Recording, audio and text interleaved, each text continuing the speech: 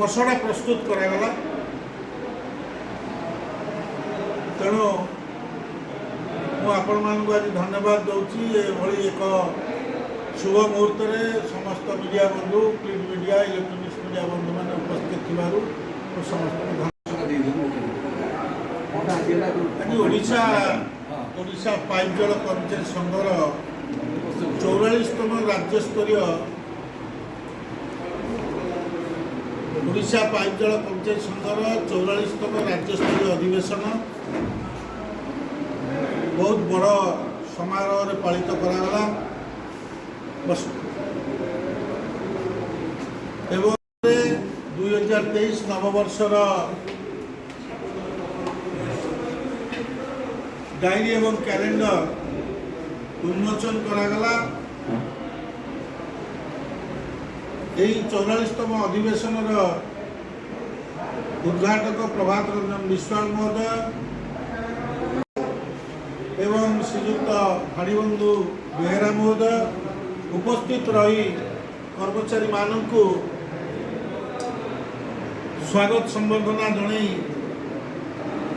आगामी दिन में कर्मचारी मानकर संघर 44तम राज्यस्तरीय अधिवेशन यही अधिवेशन आम संघर अध्यक्ष तथा पूर्वतन विधायक डॉक्टर प्रभात रंजन मिश्र उद्घाटक भाव में योगदान करते और मुख्य अतिथि सम्मानित अतिथि भाव में आरडब्ल्यूएसएस सर्वोच्च जंत्री श्रीयुक्त हरिबंधु बेहेरा महोदय एवं अर्बान सर्वोच्च जंत्री रवींद्रनाथ नायक महोदय उपस्थित रही कर्मचारी मानक उद्बोधन देते।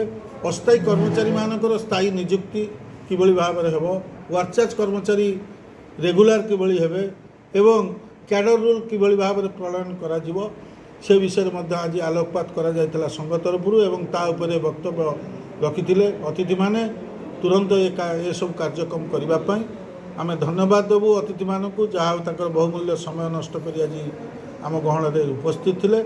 एवं यह प्रति वर्ष ओडिशा पाइप जल कर्मचारी संघ एक अग्रणी संघ एवं स्वाधीन संगठन एवं ओडिशार एक प्रगतिशील संगठन।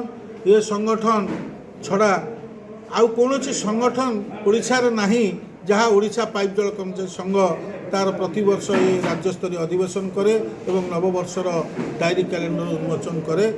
तेणु यही संगठन रे आमर समस्त कार्यक्रम जल जोगाण विभाग थिबा समस्त वर्गर कर्मचारी मानकर उत्तरोत्तर उन्नति आम आज कामना करुचु। नववर्ष में समस्त मंगल हो एवं आपण माने जो प्रिंट मीडिया इलेक्ट्रोनिक्स मीडिया बंधु मैंने अच्छा समस्त नववर्ष में समस्त मंगल कामना करी मुझे कही आपण मानक धन्यवाद जनाऊँ।